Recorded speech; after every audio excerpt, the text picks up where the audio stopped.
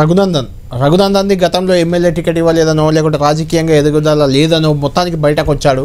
వచ్చిన తర్వాత దుబ్బాక ఉప ఎన్నికతోటే బీఆర్ఎస్కి పతనం ఒక రకంగా స్టార్ట్ అయిందని చెప్పొచ్చు అప్పటి నుంచి. ఆ తర్వాత మెదక్ ఖచ్చితంగా బీఆర్ఎస్ గెలుస్తుందన్న మెదక్లో కూడా రఘునందన్ బాగా వేశాడు. ఆయన అడ్వకేట్ కూడా కావడం ఇంకా కొంచెం అడ్వాంటేజ్గా మారుతుంది. ఎందుకంటే ప్రతి అంశం మీద ఈడీకి సిబిఐకి కేంద్రంలో బీజేపీ అధికారంలో ఉంది కాబట్టి లేఖలు రాయడం, వాళ్ళ విచారణ కోరడం, ఇట్లా రకరకాలుగా కేసీఆర్ని టార్గెట్ చేస్తున్న వ్యక్తిగా రఘునందన్ని మనం చూడొచ్చా? అంటే రఘునందన్కు పంచాయతీ కేసీఆర్తో కాదు, అందరికి తెలిసేది హరీష్ రావుతో పంచాయతీ. అవును, వాస్తవంగా కేసీఆర్ పట్ల కొంత సానుకూలత ఉన్న వ్యక్తి.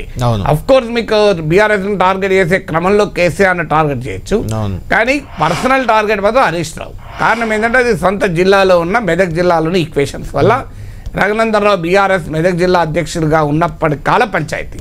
అఫ్ కోర్స్ ఆయనను బీఆర్ఎస్ లో టార్గెట్ చేయడం వల్ల కూడా ఆయనలో కసి పెరిగి ఉండొచ్చు. ఆ కిల్లర్ ఇన్స్టింక్ట్ పెరిగింది, బీజేపీలో చేరి దుబ్బాకలో పెద్ద ఎత్తున బీజేపీ రంగంలో దిగింది. అయితే రఘునందన్ రావు బీఆర్ఎస్ కేసీఆర్ కాదు, బీజేపీలో వచ్చి కూడా చాలా మంది టార్గెట్ చేస్తారు. అసలు ఇక్కడ మండి సంజయ్ టార్గెట్ చేశారన్న విమర్శలు వచ్చాయి. ఈవెన్ అమిత్ షా రాకపోయినా నేను గెలిచిన, అమిత్ షా పోయినా అక్కడ గెలవలేదు మునుగోలు అని కూడా అన్నాడు. ఈవెన్ మొన్నటి ఎన్నికల్లో కూడా అసెంబ్లీ ఎన్నికల్లో రఘునందన్ మళ్ళీ హరీష్ రావు టార్గెట్ చేసి ఇచ్చారని కూడా ఆయన కొంత కసి అయితే ఉన్నమాట నిజం.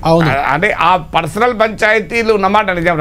రఘునందన్ రావు కూడా ఈ అంటే చాలా మందిలో ఈ కిల్లర్ ఇన్స్టిట్యూట్ నాయకులు ఉంటారు, అంటే ఒక ప్యాషన్ తో పనిచేస్తుంటారు. ఇప్పుడు బండి సంజయ్ అయినా, రేవంత్ రెడ్డి అయినా, రఘునందన్ అయినా, వీళ్ళకి ఏంటంటే ఒక లక్ష్యం పెట్టుకొని ఆ లక్ష్యంతో కన్సిస్టెంట్గా ఒక ప్యాషన్తో పనిచేస్తారు. సో రఘునందన్ విజయం వెనుకాలకు కూడా అదే కారణం. ఇప్పుడు దుబ్బాకలో 50,000తో ఓడిపోయాక మళ్ళీ మెదక్లో పార్లమెంట్ గెలవడం గొప్పతనమే కదా.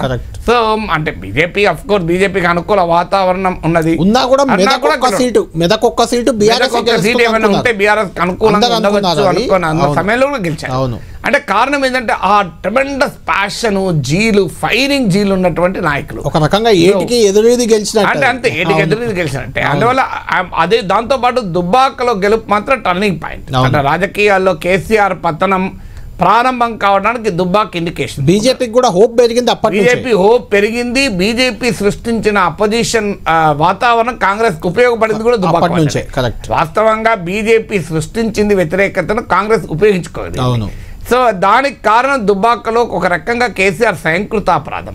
కేసీఆర్ కనుక రఘునందన్ టార్గెట్ చేస్తుంటే దుబ్బాక గెలిచేవాళ్ళు, అసలు టార్గెట్ చేయకపోవడం వల్ల దుబ్బాకలో గెలిచాడు. అదొక చర్చ కూడా ఉంది. కేసీఆర్ కనీసం ప్రచారానికి రోడ్ షో కూడా వెళ్ళలే, ఉప ఎన్నికల్లో వెళ్ళలేదు. కేసీఆర్ దుబ్బాక ఉప ఎన్నికల్లో కేసీఆర్ వెళ్ళే, కేటీఆర్ వెళ్ళే, ఎవరు వెళ్ళలే.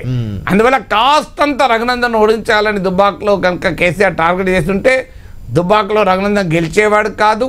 రాజకీయ పరిణామాల్లోనే ఏ మార్పు వచ్చేదో చెప్పలేం.